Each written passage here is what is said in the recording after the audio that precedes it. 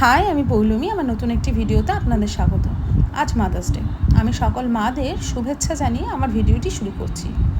স্বামী পুণ্যাত্মানন্দজি মহারাজের বক্তব্য নির্ভর করে আমার এই ভিডিওটি। তিনি বলেছেন, মাতৃত্ব মানে সন্তানের প্রতি মায়ের স্নেহ। গর্ভধারিণী তার সন্তানকে যেমন ভালোবাসেন, তার মধ্যে গভীরতা আছে অবশ্যই। গর্ভধারিণী চিন্তা সন্তানকে কেন্দ্র করেই আবর্তিত। এক্ষেত্রে গভীরতা নিয়ে সংশয় নেই, কিন্তু সেখানে মাতৃভাবের ব্যাপ্তি অনুপস্থিত। শ্রী শ্রী মায়ের মধ্যে আমরা দেখি একজন সন্তানের গর্ভধারিণী না হয়েও তিনি জগতের সবাইকে একই মাতৃত্বের আস্বাদ দিচ্ছেন। শুধু গর্ভধারিণী স্নেহের আস্বাদ নয়, তার চেয়েও অনেক বেশি।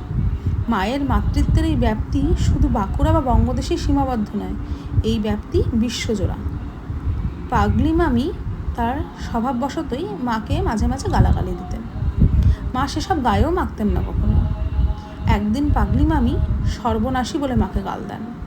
তা শুনে ধরিত্রীর মতো সহিষ্ণু জননী ব্যাকুল হয়ে বলে উঠলেন, আর যাই বলিস, আমায় সর্বনাশী বলিস নে। জগৎ জুড়ে আমার ছেলেরা রয়েছে, তাদের অকল্যাণ হবে যে। মায়ের মাতৃত্বের নিঃসীম ব্যাপ্তি দেখে সকলেই স্তব্ধ হয়ে যায়।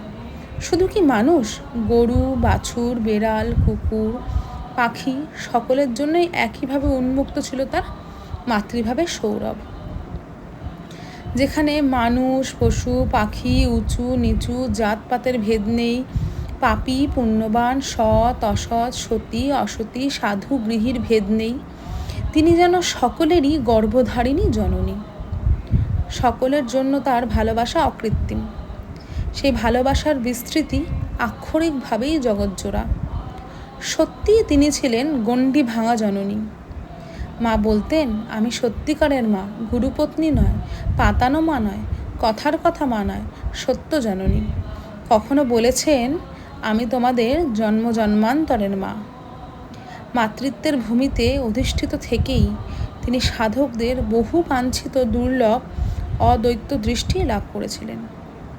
তাতে সকলের এঁটো পরিষ্কার করতে দেখে নলিনীদি আঁতকে উঠে বলেছিলেন, মাগো, 36 জাতের এঁটো কুড়াচ্ছে। মা হেসে বলেছিলেন, সব যে আমার, 36 কোথা। মা একাধিকবার বলেছেন, ব্রহ্মাণ্ড জুড়ে সকলেই আমার সন্তান। আমার ভিডিওর মাধ্যমে মায়ের এইটুকু মাতৃত্বভাবই তুলে ধরলাম।